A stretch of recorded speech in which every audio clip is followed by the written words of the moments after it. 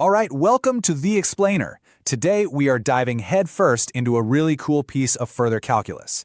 We're going to tackle the derivative of the inverse tangent function. Now, I know it might sound a bit niche, but trust me, once you get the hang of how we derive it, you'll start seeing it pop up all over the place. So, here's our game plan. We'll start by deriving the formula from the ground up. Then we'll jump into a worked example, move on to some practice with exercise 8a, and then tackle a proper exam challenge before wrapping up with the key takeaways. Okay, so let's get right to it. The central question for today is this. What is the derivative of the inverse tangent function?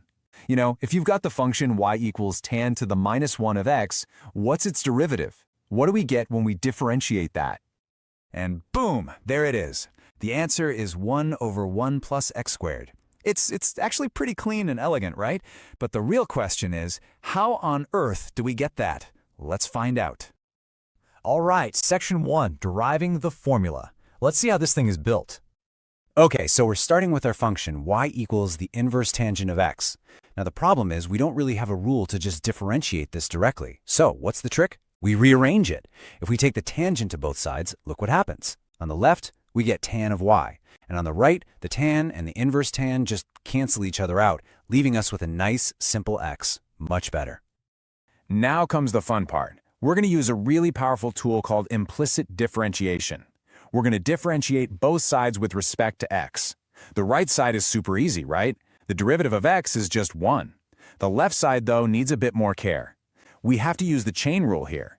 So the derivative of tan of y is secant squared of y. But, and this is the crucial bit, because y is really a function of x, we have to multiply by the derivative of that inner y function, which is dy dx. Don't forget that part. Okay, almost there. A little bit of simple algebra now. All we got to do is divide both sides by secant squared of y to get dy dx all by itself. So now we have our derivative. But, hang on a second. There's a small problem. Our original function was all about x, but our answer here is in terms of y. That's not ideal. We need to get this back into the world of x. So how do we build a bridge from y back to x?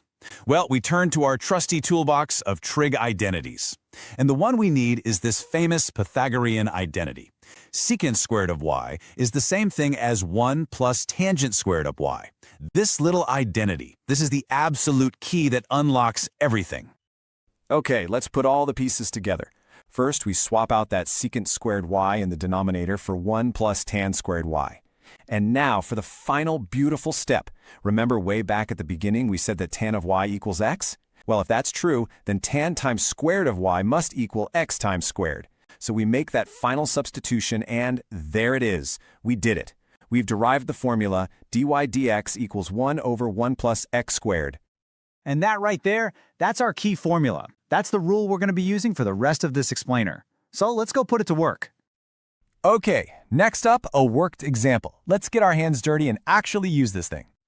So here's our problem. Differentiate the inverse tangent of 3x. See, it's not just x inside anymore, it's 3x. That's a huge clue that we're going to need the chain rule. So let's think about our inside function. Let's call it u. Here u is 3x. The derivative of that, du dx, is just 3.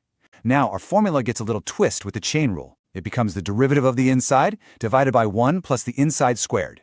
So we plug everything in. We get 3 on top and 1 plus the quantity 3x squared on the bottom. Just tidy that up and you get our final answer, 3 over 1 plus 9x squared. Easy peasy.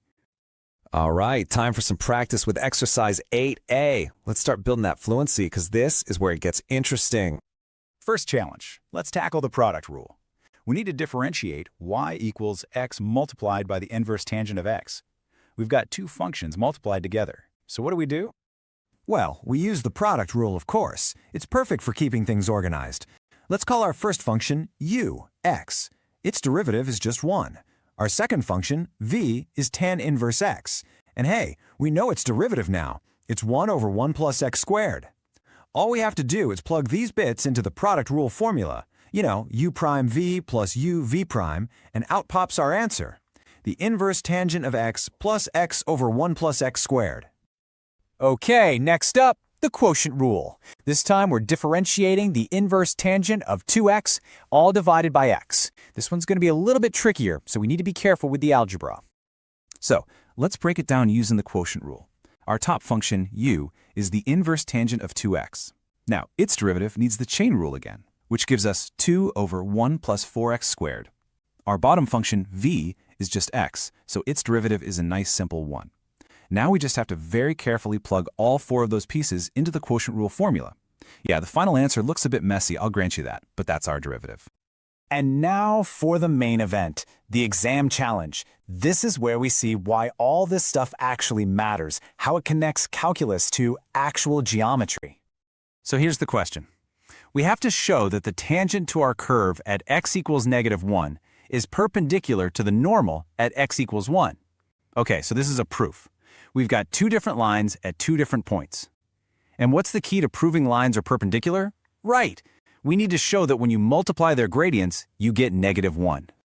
So job number 1 is to find those gradients. We know our derivative, dy dx, gives us the gradient of the tangent.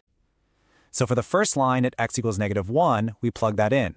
The gradient, let's call it m1, is 1 over 1 plus -1 squared, which is just 1/2. Got it. Now for the second line. First, let's find the tangent's gradient at x equals 1. Turns out it's also 1/2. But wait, the question asks for the normal's gradient, and that is a negative reciprocal. So m2 is -1 over 1/2, which is -2. And now for the final check, the moment of truth.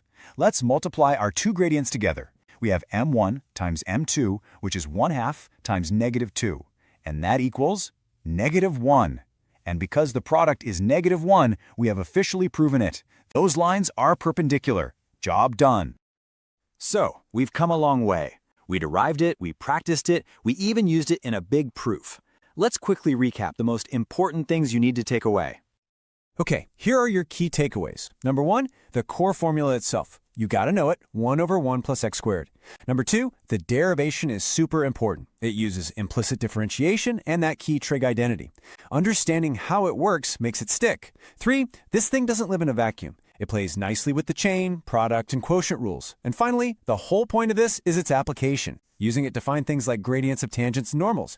That's where the magic happens. And I want to leave you with one final thought. The process we use today, rearrange, differentiate implicitly, use an identity to substitute back, that's not just a one-trick pony. That is a powerful template. So my question to you is, how would you use that exact same method to find the derivative of, say, the inverse sine of x? Give it a shot. That's your next challenge.